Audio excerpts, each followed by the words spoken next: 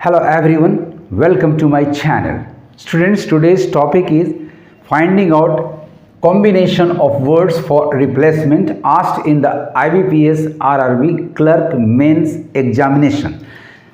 Target है 2024 का selection पाना है, तो आप इसे टिल द एंड वॉच करें।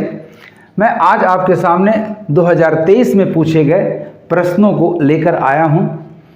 इस तरह के प्रश्न में, इस तरह के क्वेश्चन में हर सेंटेंस में 4 वर्ड्स अंडरलाइन मिलेंगे, वहाँ बोल्ड मिलेंगे, मैंने इसे अंडरलाइन किया है।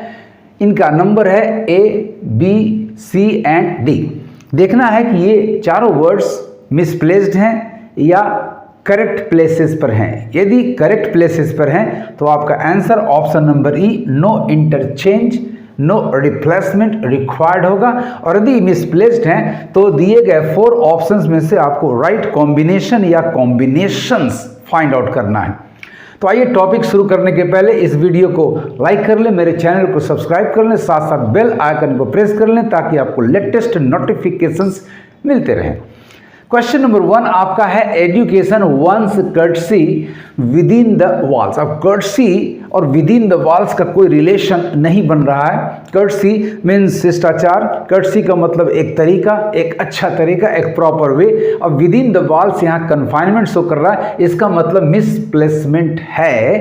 तो ऑप्शन नंबर E आपका no interchange required easily eliminated हो गया।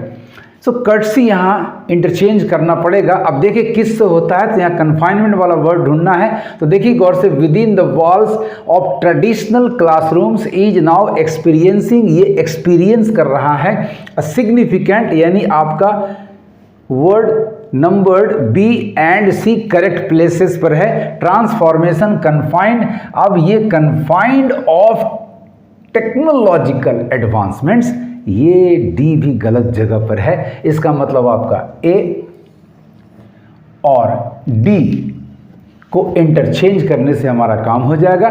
हमारा एजुकेशन वंस कर्टसी की जगह पर कन्फाइंड आएगा। Education once confined within the walls of traditional classrooms is now experiencing correct a significant transformation courtesy of technological advancement. वास्तव में ये कर्टसी है किसका, तो टेक्नोलॉजिकल एडवांसमेंट का। तो राइट आंसर आपका A, D का कॉम्बिनेशन होगा। A और D का कॉम्बिनेशन देखिए ऑप्शन नंबर C में जा रहा है। A, D यानी A के जगह D ला देंगे और D के जगह A ला देंगे। बाकी सारे ऑप्शंस आपके एलिमिनेटेड हो गए। So A, B, D and E are eliminated. The correct option is AD। आपका सही सेंटेंस होगा सही शब्दों की जगह के आधार पर। Education once confined within the walls of traditional classrooms is now experiencing a significant transformation courtesy of technological advancements. Question number 2 ageing gracefully is about maintaining a positive active. Positive active यहाँ ये set नहीं कर रहा है, fit नहीं बैठ रहा है। स्टेइंग आउटलुक, स्टेइंग आउटलुक कैसा होगा भाई, पॉजिटिव आउटलुक हो सकता है। एंड स्टेइंग एक्टिव करेक्ट होगा, यानी A और B को इंटरचेंज करने की जरूरत है। And getting the changes, changes get नहीं करेंगे बल्कि एम्ब्रेस करेंगे। कब, तो विद किस स्थिति में, तो विद गेटिंग ओल्डर। यानी चारों के चारों वर्ड्स मिसप्लेस्ड हैं स्टूडेंट्स, तो हमें 2 कॉम्बिनेशंस ढूंढना है। फिर से देखें आप, ageing gracefully is about maintaining a positive, active के जगह आउटलुक। स्टेइंग एक्टिव, भाई एक्टिव रहना, तो आउटलुक के जगह आपका एक्टिव हो जाएगा। यानी एक कॉम्बिनेशन आपका रेडी हो गया, A, B और एक कॉम्बिनेशन और चाहिए हमें। एंड गेटिंग के जगह एम्ब्रेसिंग, उसको अडॉप्ट करना, एक्सेप्ट करना। एंड एम्ब्रेसिंग की जगह गेटिंग, यानी C और D आपका दूसरा कॉम्बिनेशन हो गया। तो राइट आंसर आपका इंटरचेंज करने के लिए 2 कॉम्बिनेशंस हो गए, एक AB और एक CD। यानी option number E, no interchange required is easily eliminated. AB and CD देखिए कहाँ मिलता है, तो नंबर A में ABCD, अरे वाह, नंबर A ही आपको मिल गया। नंबर बी में एक कॉम्बिनेशन है तो एलिमिनेटेड। नंबर सी में आपका ए सी है, जबकि हमको ए की जगह बी और बी की जगह ए होना चाहिए था, और सी की जगह डी और डी की जगह सी होना चाहिए था। तो ये ऑप्शन भी आपका एलिमिनेटेड हो गया। सी डी एक कॉम्बिनेशन हमें चाहिए नहीं, तो राइट ऑप्शन आपका स्टूडेंट्स हो गया A B and C D. गौर से देखिए, ageing gracefully is about maintaining a positive outlook, staying active and embracing the changes that come with getting older. Now come to question number 3. Proteins are building blocks. Yes, building बनाने के लिए blocks हैं, यानी ये correct place पर है। Of immune cells and adequate protein intake, protein को खाना लेना, शरीर के अंदर डालना, ये भी करेक्ट प्लेस पर है, यानी ए आपका करेक्ट है, बी आपका करेक्ट है, इसको इंटरचेंज करने की जरूरत नहीं है। Is necessary for a response immune robust, यहाँ प्रॉब्लम आया, यहाँ रोबस्ट इम्यून होना चाहिए, मजबूत स्ट्रॉन्ग, और इम्यून का जवाब होना चाहिए, यानी रिस्पॉन्स की जरूरत है, यानी सी को डी की जगह और डी को सी की जगह हमें करना होगा, यानी रिप्लेसमेंट की आवश्यकता है, इंटरचेंज की आवश्यकता है। तो ऑप्शन नंबर ई आपका इजीली एलिमिनेटेड हो गया। आपका सी कॉम्बिनेशन मिला, सी और डी का, सी के जगह पर डी और डी के जगह पर सी होना चाहिए। तो ऐसा कॉम्बिनेशन आपके पास C D, number A eliminated, number B A C eliminated, number C B D eliminated, number D C D is the correct answer. So आपका राइट कॉम्बिनेशन हुआ option number D C D. आपका response robust के जगह पर और robust response के जगह पर होना चाहिए, यानी for a robust immune response. So sentence आपका इस तरह से होगा, proteins are building blocks of immune cells and adequate protein intake is necessary for a robust immune response। यदि आपके पास वर्ड पावर बहुत ही शानदार है, बहुत ही मजबूत है, तो आप इस तरह के सवालों को बड़ी आसानी से चुटकियों में हल कर लेंगे। Now come to question number 4, social isolation, अलगाव, separation refers to the objective state of having limited or no social contacts, while loneliness is the subjective feeling of being isolated or lacking social connections.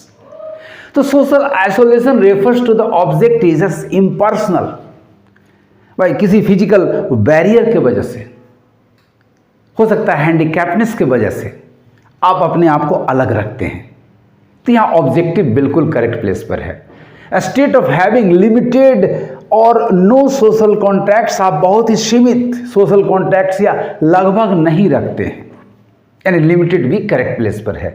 While loneliness is the subjective, जबकि loneliness आपका personal feeling होता है, आप अपने आप को अलग रखना चाहते हैं, यानी सब्जेक्टिव भी बिल्कुल करेक्ट प्लेस पर है। फीलिंग ऑफ बीइंग आइसोलेटेड, कि आप अलग हैं जबकि कॉन्टैक्ट्स आपके बने हुए हैं, लेकिन फिर भी अपने आप को काट कर रखते हैं।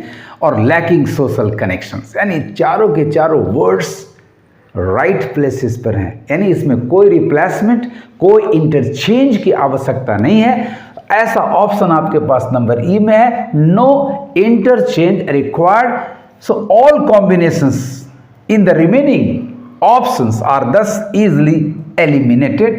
A, B, C and D यहाँ ऑप्शन एप्लीकेबल नहीं होगा। The right option is number E, no interchange required. आपके सेंटेंस में कहीं भी वर्ड्स के, अंडरलाइन वर्ड्स के मिसप्लेसमेंट नहीं है। Social isolation refers to the objective state of having limited और no social contacts, while loneliness is the subjective feeling of being isolated और lacking social connections. Now comes the last question, that is question number 5, which is biofeedback. What is biofeedback?